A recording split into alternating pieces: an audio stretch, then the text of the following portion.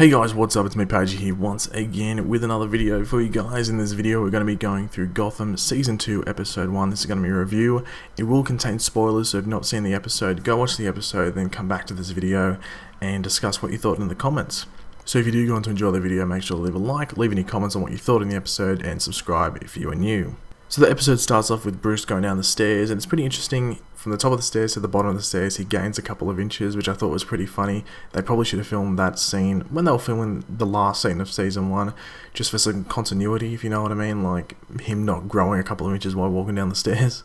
But then we basically get like not a recap, but an update of what everyone else in the Gotham universe is doing, because it does skip ahead 1 month. So we see that Harvey has actually quit the police force and working in a bar. We see Jim is on street duty, and we see Barbara going into Arkham Asylum, like entering herself into Arkham Asylum, and we also see Edward Nigma, like dealing with that like split personality sort of disorder that's going on with him, but that's all we see of Edward Nigma in this episode, which I think is good because there's a lot of other stuff going on. So I think if they save that for a couple of episodes down the path or down the road, whatever you want to say, I think that's good. Develop an episode where it's a lot of Edward Nigma, because he was one of my favourite bits of Season 1, along with like Jim, Gordon, and like the Penguins, like back-to-back talks, like the talks that they had. Now, Jim actually does get fired from his street duty job because he tries to stop this guy, like Zardon, and ends up like pushing up another police officer because he was lazy and late and being an idiot and basically mocking Jim. So Commissioner Loeb obviously doesn't really like Jim, was looking for any tiny excuse to fire him, and he found it, so Jim was now without a job. Now, we hadn't mentioned Penguin yet. Now, as expected, Penguin was running everything. He was like the big dude, the kingpin, whatever you want to call him. Selena Kyle's actually working for him, which I thought was pretty interesting. I don't know if this was just an excuse just to put her in there, but I think when Fish Mooney went, she thought, well, I'll jump on that bandwagon because it looks like it's the good one to jump on. So she jumped on it, and she's not really doing anything. She's just sitting there. Penguin makes like a cat sort of reference, which, it's Catwoman. But we do see Jim go to Penguin. Penguin actually owes Jim a favour from the last season with the whole letting him escape from that, like the hospital room, so he didn't get killed. So Jim asks Penguin to get him his job back. Get Commissioner Loeb out of that position so Jim can obviously become a detective again. And Penguin actually wants Jim to do a favour for him, which involves getting some money back. And throughout this process, Jim actually kills someone, and this is going to be going through his mind throughout at least some of this season, maybe the next couple of episodes.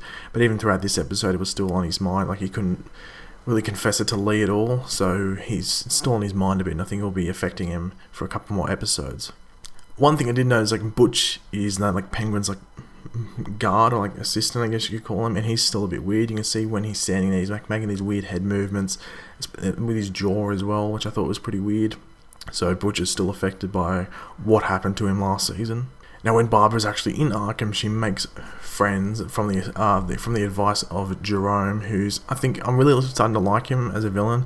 When he was in that episode last season, I was like, it's okay, but in this season he looks like he's going to be a really cool character to keep up with. So Barbara makes these friends and essentially asks for a phone. With this phone, she calls Jim, sort of tries to make him doubt Lee a bit and trying to turn him on her. And then when Jim calls on her bullshit, Barbara ends up ringing Lee, basically threatening to kill her. And yeah, Lee's a bit scared. Now, from what I could gather from this episode, it seems like it's got to be a bit more grim. And by grim, I mean a bit more blood, a bit more dark. And this is evident, not from only the opening scene we see with the Penguin, because Victor Sars shoots someone in the head and you can see like the bullet hole in the back and some blood going like the camera lens. But also when Penguin and Victor go into Commissioner Loeb's house, and it turns out he's cut off one of the guards' heads and just holding up. I think you see some blood drip down. I might be wrong there, but you see Victor basically use the dude's mouth to talk, which I thought was pretty funny. We then see Theo Gallivant introduced, who's going to be a big part of this season, as we've seen not only in the trailers but also just from this episode. And he's involved with the villain breakout from Arkham, and it's assisted by, I think it's Huntress. Am I wrong? Please correct me in the comment section if I'm wrong. I'm pretty sure it's Huntress. But 6 of the prisoners escape, which include Richard, I think his name was, which was the guy that helped Barbara get the phone, Barbara herself, and also Jerome and 3 other dudes, which I think one of them is meant to be the Mad Hatter.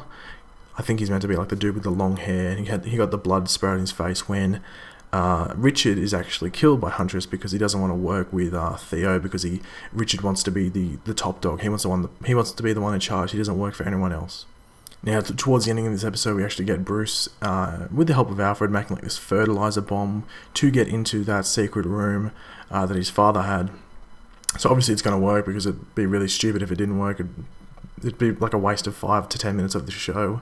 So it works. Bruce gets in, he finds a letter, and so to cut it short, he gets in, and the letter essentially just says, to highlight, basically highlighting Bruce to find his true calling. He can either live a really happy life, or he can try and find his true calling, which is basically hinting at the Batman. So I don't know what's going to happen with Bruce this season. I think it's just going to be more of him finding about his father's past, and maybe some of his father's connections to some of these villains, maybe. Possibly, that'd be pretty cool.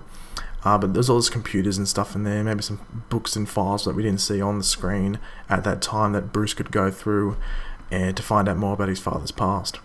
So overall, I thought the episode was pretty good. I'd probably give it 3.5 out of 5 bats, and which I think is a pretty good rating for this episode. But yeah, leave your opinion in the comment section below. What did you think of this episode? If you enjoyed the video, make sure to leave a like and subscribe if you're new.